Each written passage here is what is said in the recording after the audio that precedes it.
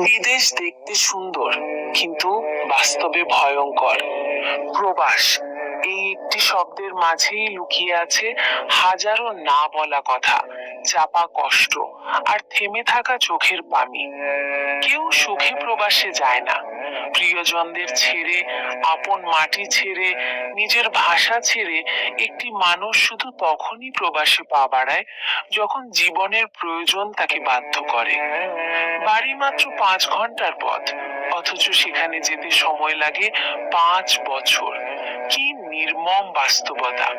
পরিবার, আত্মীয় স্বজন, নিজের মা বাবা, স্ত্রী, সন্তান সবই আছে, তবু তাদের স্পর্শে পৌঁছতে যেন বছরের পর বছর পেরিয়ে যায়। প্রবাসী মানুষটা প্রতিদিন জাগে ভোরের আগে, কাঁধে নেয় হাজারো দায়িত্ব, দিনের পর দিন কাজ করে, রোদে পুড়ে, বৃষ্টিতে ভিজে। তবুও মুখে একটাই কথা, পরিবারের মুখে হাসি চাই। সে নিজের হাসি বিসর্জন দিয়ে পরিবারের সুখ কিনে আনে বিদেশের মাটিতে। কেউ নেই পাশে, নেই কোনো আপনজনের কাঁধে মাথা রাখার সুযোগ। ছোট একটি অসুস্থতা, সামান্য মন খারাপ, সবই একা একা সহ্য করতে হয়।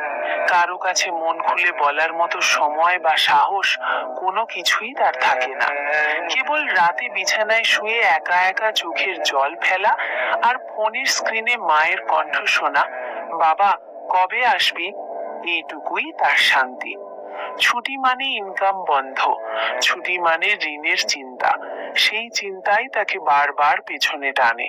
সে জানে দেশে গেলে হয়তো বুক ভরে নিঃশ্বাস নিতে পারবে, কিন্তু ফেরার পর পকেট খালি হলে পরিবারের চোখে অক্ষম হয়ে উঠবে।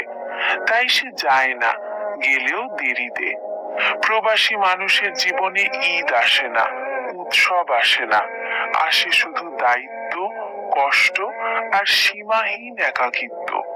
ফোনে দেখা ছেলের ছবি, স্ত্রীর হাসি মুখ, মায়ের চোখের জল সবই হয়ে ওঠে তার জীবনের শক্তি, আবার দুর্বলতাও। শেষ কথা, প্রবাসীর জীবনটা ফুলে নয়, তাদের জীবন কাঁটায় মোড়া। আমরা যারা দেশে আছি, আমাদের উচিত তাদের কষ্টকে সম্মান করা, তাদের ভালোবাসা ও ত্যাগকে উপলব্ধি করা।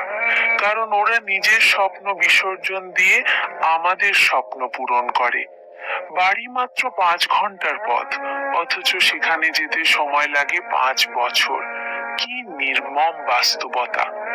জীবনটা বড্ড অগোছালো, প্রকাশ করলে দুঃখী আর না করলেই সুখী। বিদেশ